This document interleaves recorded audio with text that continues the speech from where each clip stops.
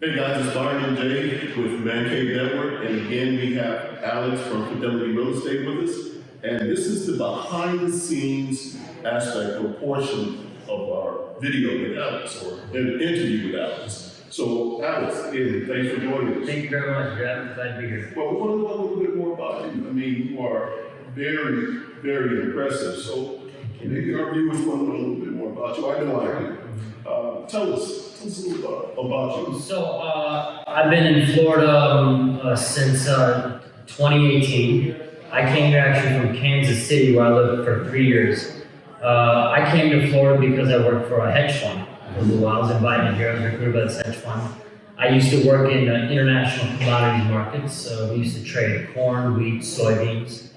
I was involved in the import-export business for 7 years, and I traveled all over the world. I was between China to Brazil every other weekend.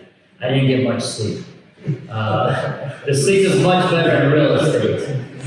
So I cut my teeth after college in the import-export business, and I really learned how to negotiate. I learned contract business in that business. I got this itch from a friend of mine. He mentioned real estate to me, how he was doing it, and at that time, I don't remember what it was, but I thought to myself, real estate, now that sounds interesting. I think I could do that. I went and got my license. I did my first deal 2 months later, and the realtor on the other side, she said, wow, you're a really tough negotiator. How long have you been in this business? I said, this is my first deal. I asked her how long she's been in business. She said 19 years. After that, I said, yeah, I think I've got enough background that I can be a pretty good real estate agent, and that's how I started. Beautiful. So, married, children? I'm single. I'm loving it. Florida's a great place for a single guy. Yes. Also a dangerous place for a single guy. Single married now. But for me right now, the focus is really strong in career. I get married to my business. I get married to my client on a professional level. So late at night, I'm speaking with my clients. I'm giving them a lot of attention. I think that's kind of one of my competitive advantages to being in this business. So, what's your story? I mean, I know you came from Kansas City. I spent a little time in Kansas myself. Very good. It's very cold, but I enjoyed it. But where'd you come from? I was born actually in Russia. I was born in the Black Sea in an area called Anapa, which is kind of the resort town of Russia. So it's analogous to a place like Fort Lauderdale. It's probably the same temperature as like Georgia. Not quite as warm here. But I came from a very warm part of Russia, which does exist actually. It's not all snow. So I came from a warm part of Russia. I moved to Minneapolis, Minnesota, which is kind of like Siberia of the U.S. I went to University of Minnesota, and then I came down here to pursue the real estate business after the hedge fund business. But I'm Russian. The United States is wonderful to immigrants. I like to think the American dream is really for immigrant folks who do a really good job of putting that together. But it's a wonderful place to be here and great to do business here. I love working with all the people.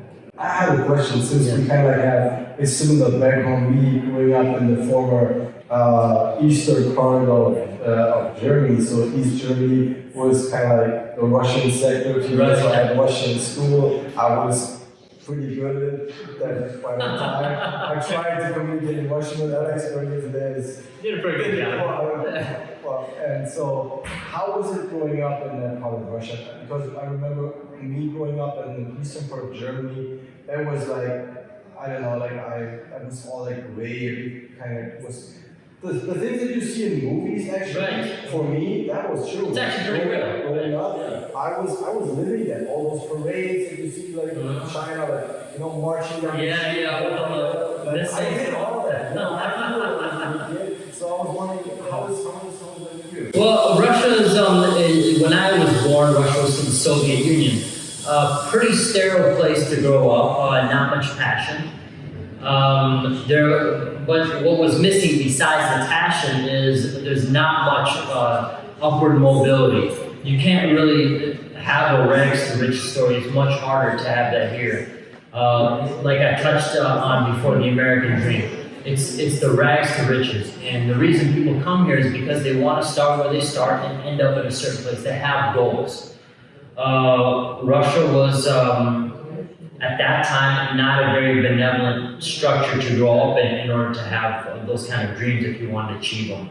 So naturally, a lot of people that have a lot of ambition, they come to the United States. So a lot of times you meet other immigrants that are very ambitious, they're very hardworking, people that achieve a lot in a very short amount of time. And I think this is one of the wonderful things about being in this country.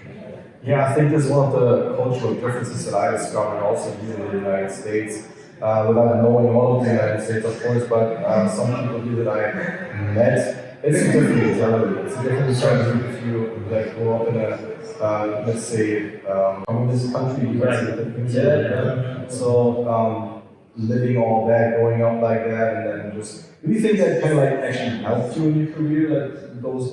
Yeah, well, I think I'm a believer that every person is a product of their environment. You're a collection of your experiences. I think there's a lot of people in this country too that they're born into something and they stay at that same level. They're kind of content. They may be happy, and God bless them for it. I think growing up in a communist country, you're very your environment tries to limit your ambition, but being an ambitious person, which I think you understand very well, your environment's not going to hold you. Yeah. You're not going to stay in that one place. You're a bird, you're free to fly wherever you like, and you're going to go find a place that's going to be more supportive of your ambitions and your dreams. And so I certainly agree with you that growing up in that kind of environment kind of hardens you, toughens you up, and really prepares you for an environment like this one to succeed. Yeah, I kind of feel left out. Oh, I mean, I want to throw my,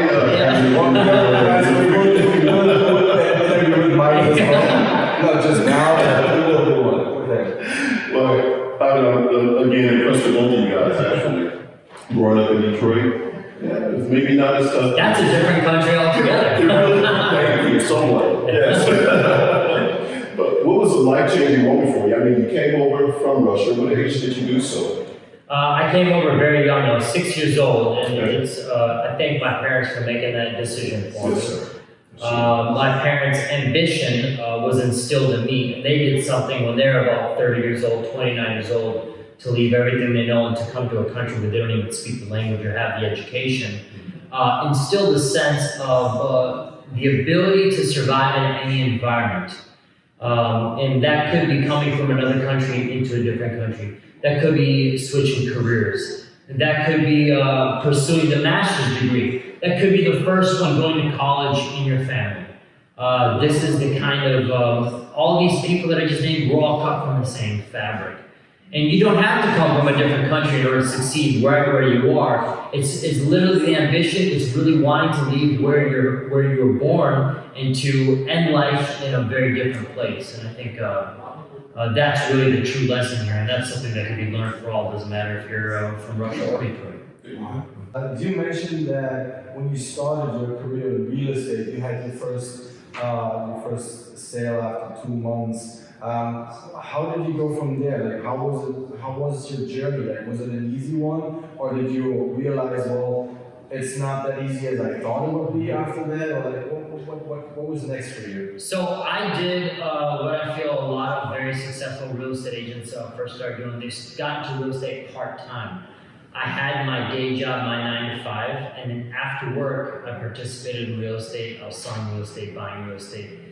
How many hours per day after you work? I would work till 5 or 6 o'clock in the afternoon, in the evening, and then I'd work for 9 or 10 o'clock almost every day for about 6 months after that. I got my first deal 2 months in, and by my first year, I had finished 12 deals. I got Rookie of the Year award in 2016 back in Kansas City. I sold a lot of starter homes my first year, but that got me recognized, and it was difficult, it was challenging, but I felt it was business that I can do, it was work that I can do, it was not too difficult on a mental capacity, it took a lot of time. Of course, I felt like I was a big fish in a little pond. I needed to go to a larger pond. So I came to Florida where there's some very big fish and very big ponds. You mentioned earlier a little bit about your career Yes. and your transition into real estate. What is your driving passion? What really pushes you? I love helping people accomplish the goal that they set out to do. Yes. I love working with people that are equally as ambitious or even more ambitious. I like to think that a lot of my clients serve as role models to me. There's a lot of things I can learn from them. There's a lot of things I do learn from them. A lot of my clients are purchasing $20 million homes. There's things that they've done in their life that are very right in order to land in a position like this. There's a lot we can learn from them. I feel like I'm in the front row seat to be able to spend time with a client like this. And by osmosis, you learn a lot of very important life lessons and business lessons just hanging out with them. The way they approach a situation, how they handle problems, how they handle stress. Just some of their ambitions. And I think I'm very fortunate to be in a place like this where I can learn from these people firsthand. The things that drive me on a personal level for myself is, it might be a little bit of selfishness. I'd like to be in that position myself. And so I do a very good, I try to do a very good job of applying some of these lessons into my life as actively as I can, because one day I'd like to be hiring a real estate agent such as myself to purchase a home just like this. Which brings me to the next question, actually, like what is, looking forward, what is it that you want to achieve? Like, do you have, like, what's next for your business? What are the next steps? What are the future goals? Like, what is it that you're trying to? I was fortunate enough to be invited to this company as the 7th person. And we've done more deals than any other company in the Los Olas area. Like I mentioned, we've done 9 miles of waterfront sold, over 500 deals. For my company, I would like to double the capacity of people that we have. I would certainly like to double the amount of listings that we have in the market this year. Coronavirus or not, doesn't matter. Our ambitions can't be held back by certain ups and downs in the market. We're aiming to achieve about $5 million for every quarter this year. Just for myself and my associates. On my team, we'd like to do about $1 billion of real estate in the next 2 years. And there's another question I have. I'm going to put that on probably the first part of the video. What are the areas that you see down here in South Florida as a opportunity to, like, if you're an investor, if you want to invest now, what are the areas that you should go? I've heard a couple of things. Like, I've heard like Oakland Park is up and coming, and then Sunny Isles is doing incredibly well. So what is your opinion? Like, what are the areas that you would recommend looking for? There's a number of different goals for different kinds of buyers. If you're an investor and you like a slow and steady kind of pace, you want to know what you're getting into, I highly recommend Victoria Park. Victoria Park has always been moving along at a good clip. Prices continue to grow there. It's not an up and coming area. It's an area that's already arrived. It's a wonderful place to own a home. It's a great place to own a forever home. It's a great place to own a vacation home. It's a wonderful place to raise a family. For these reasons, Victoria Park has always been climbing. If you're the type that has a capacity for a little bit more risk, you've got a larger appetite for risk, Oakland Park is a great area. There's parts of Pompano Beach that are great areas. That's a place where you can get into very cheap, very affordable homes. You may be holding on to them for a couple of years, but I think anyone that's holding on to property in those areas is going to be very well rewarded. Sunny Isles, I think, has had its heyday already. It's already kind of reached a certain peak. Not that it can't climb higher, it certainly can. Building continues at an aggressive pace in Sunny Isles. We've got new buildings going up there all the time. But one of my absolute favorite places to invest is right here in Fort Lauderdale proper. This year we have 11 large projects underway. When you drive through the city, you'll see cranes everywhere. It's a very good barometer for economic growth. And we've got 11 large projects going on right now, so this is a wonderful place where people from all over the world are investing. They're bringing their money for a short time and for the long term. And in any case, even if your money's not growing as fast as you'd like it to, it's a wonderful place to always use that place as a vacation home. Definitely. So what I'm hearing is that, let's say someone does want to invest, but doesn't really know what is the best way of approaching it. You kind of sit down with them and then you go for the option, and then you have the recommendations, look for the thing that you want to accomplish. I would recommend go there because it's kind of like more individual, very in-depth conversation to have with that person. Like we had, we said that we shouldn't do that. It sounds like you've already talked to it. I was talking to a guy. It was a pretty nice guy. Yeah. He told me not to do it. So, I like to be honest when I can. I appreciate it very much. Again, like sometimes those moments, kind of like for me, I will always consult you. Like whatever question I have, whatever deal I'm trying to make in the future, you will always be my first call. Because of that one moment, you said, you know what? If I were you, I wouldn't do it. There's better opportunities. I'm just letting you know, of course, it's your decision. So I remember you saying it to me. I would think like, wow, like I never had a realtor tell me not to do the thing that he makes money out of it. So that's again like sometimes those moments can like define how I see you as a person, and I think again like you did a good job by telling me not to do it. You might have not earned the commission then, but there will be more to come, and you earned that, and you will have my recommendations from now on. I appreciate that. Hopefully a lot of positive reviews from our viewers. We have we have a large community, and we put you in front of everybody. I will make sure that you get your exposure there. Thank you. And so to answer your question, typically when I encounter a person, it always starts with a phone call.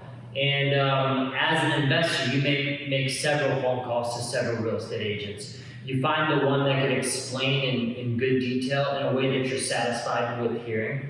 You ask a question, there's an answer. You lay out your goals, and there's a flavor for every kind of investor here. There's long-term buy and hold, the slow drip kind of approach. There's the flip properties. There's a way to offset costs for a vacation home. You could have a vacation home here that pays for itself. You come here vacation once a year. There's something for everybody. So you find the realtor that you need after you conduct your interviews.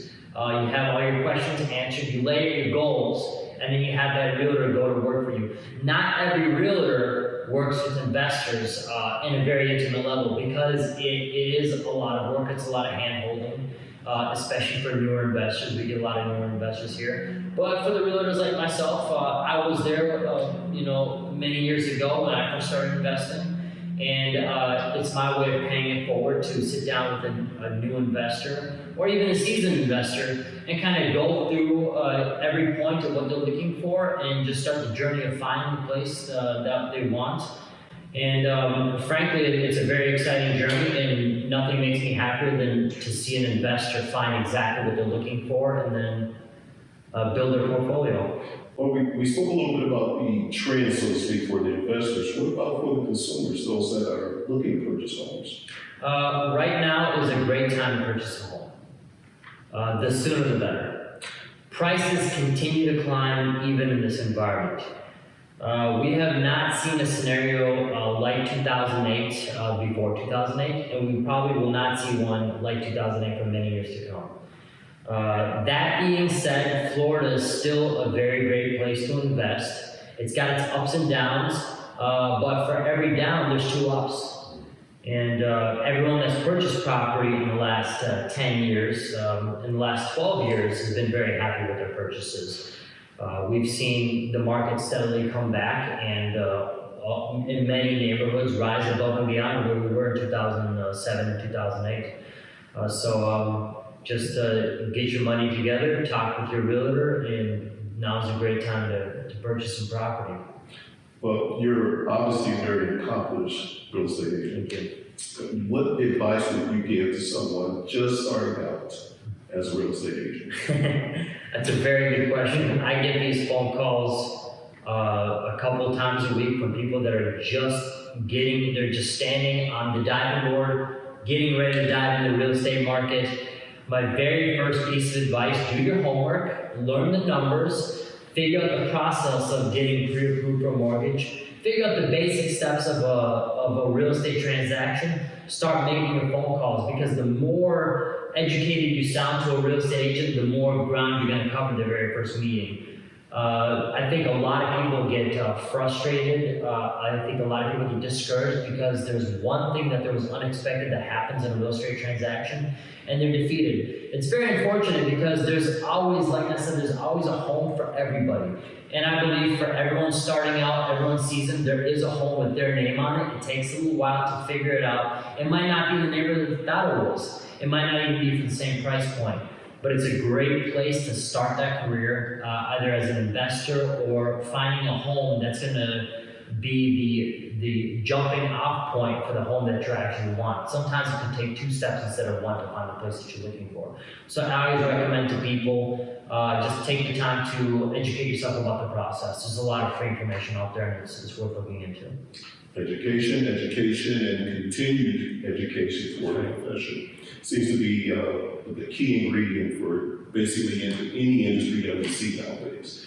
Well, we have a little wordplay going on with today. I want to see how well you do. I'm going to read off a little sentence in the first word, or let's try to finish the sentence. Okay. Yeah, let's try that. So I'll read it, you finish it. Okay. My favorite food is, aside from soul food, I love ribeye steaks on a gas grill. Yeah, that's Nothing soul beats them. Medium rare ribeye. Yeah. Yes, sir, that's soul food. I'll take that too. The first thing on your bucket list, first 3 things, let's ask that. Visiting Banff State Park in Canada. I've been planning it for a long time, but now I'm actually going to do it. Hopefully, this end of this summer, I'll be visiting Banff, doing some hiking there. I'd also like to visit Indonesia. I've always wanted to visit the islands there and just take a proper vacation. I live in a pretty tropical place, but I think going somewhere else to vacation is a big treat. And of course, the last thing is just wish for more wishes. I like that. What do my friends really like about me? I think my friends like and hate the fact that very frequently I'm a voice of reason for them. I like to kind of reel people back in if they're getting too outside of their boundaries of being realistic. So very frequently I'm kind of the guy they come to for advice. That has to be difficult. What is the one thing that your partner hates about you? Oh, wow. If I don't know if there's anything. That may be a little selfish thing to say, but I don't know. What does my partner hate about me? I think a lot of work hours. Yeah, I think probably she would ask that I spend more time with her and turn my phone off a little bit. And I think that's kind of the goal that I'm working towards here. Very nice. How do you relax? I love to work out. I'm a big runner. I run from my home down to the beach every day, 3 miles there, 3 miles back. It's kind of my time to meditate, clear my mind. I kind of decide a lot of problems that I might be having, a lot of issues, a lot of difficulties for a contract or for a house on that 1 hour run. And I think that's kind of my private time. And what are the things that you're grateful for? So many. I'm very blessed to be in this market. I'm very blessed to be working here in Florida. I'm very blessed by the people that surround me. My mentors, my broker was a huge influence on me, brought me into the business, discovered me, recruited me, took me under his wing, showed me everything he knows. So I think every day I wake up and I get to be in a place like this, I try to take a moment to step back and just be thankful for what I'm in. I'm really good at it. I'm really good at arguing with people. I think that lends itself well to working with folks that are in the business, in the real estate business. I think arguing is, it's a form of debate, it's a form of negotiation, and I think it's one of the strong suits for this business. So I think that's why I was attracted, because I like to argue with people. There you go. There you go. On the flip side, I'm really bad at it. Oh, you're gonna do that to me. Yes, sir. Yes, sir. I do get once in a while, and I hate to admit this, but I do become a sore loser once in a while. I don't like to lose. I work very hard not to lose. And that's in every aspect of my life, whether that's real estate or athletics, just beating a personal mile time or beating a personal distance. I don't like to lose. Very nice. What is the most beautiful place you've visited thus far? I might be biased here, but I think Fort Lauderdale, Florida is probably one of the most beautiful places I've been to, and that's why I live here. Couldn't agree more. Is there a particular life model that you go by, or rule you live by? I do like stoicism. I like reading about kind of controlling stress, anger, and emotions in a very positive way. I do like the teachings of Marcus Aurelius. I think it's very important to understand that life is what is happening in life doesn't necessarily have to happen to you. You can still be in control of your own destiny and your own thoughts and your own emotions. If you could, or if I could, I would. If I could, I would learn how to fly. I would like to get my pilot's license, and I need a little bit more time for that, but that's another thing that's on the bucket list. How old are you again? I'm 35. 35. Yeah. Alright, there's plenty of time for you to do that. I hope so. There's plenty of time for you to do that. Well, Alex, this kind of goes into the next question, man. What is your superpower? Oh, wow. I wish it was something like X-ray vision or something like that, or invisibility. That'd be a fun superpower. My superpower is I have a very large capacity to listen to people kind of complain and listen to people really burn up all their energy and then pull them back. Help them regroup, help them find their balance, and then just appreciate how far they've come and what their goals are, and not to give up. And very frequently in this business, especially the first time home buyer, you do come across people that have become defeated, and it's my job to encourage them, get them back up on their feet, and my power is kind of the power of encouragement. Very nice. Do you have a favorite sports team, or so who is it? Oh, wow. Well, if we're going to talk football, I'm going to get a lot of people that think about unpopular, but I do like the Patriots. They're not going to be the same without Tom Brady, but it's going to be very interesting to see what he does with his new next chapter in his life. It's going to be pretty exciting, but I'm going to decide at that point if it was more Tom Brady that I liked or if it was the Patriots. I have to ask a follow-up question because that was such a great answer. I'm a Detroit Lions fan, but Well, that must be tough. it is very. It must be tough. It is very. I'm sorry. You strong. But we're on there. It's strong. Lifelong Lions fan. This is our Anyone can do it. yeah. Anyone. Soon Lions fans. How do you like the Cam Newton side for the New England Patriots? Oh, wow. Cam Newton definitely brings a strong game. I think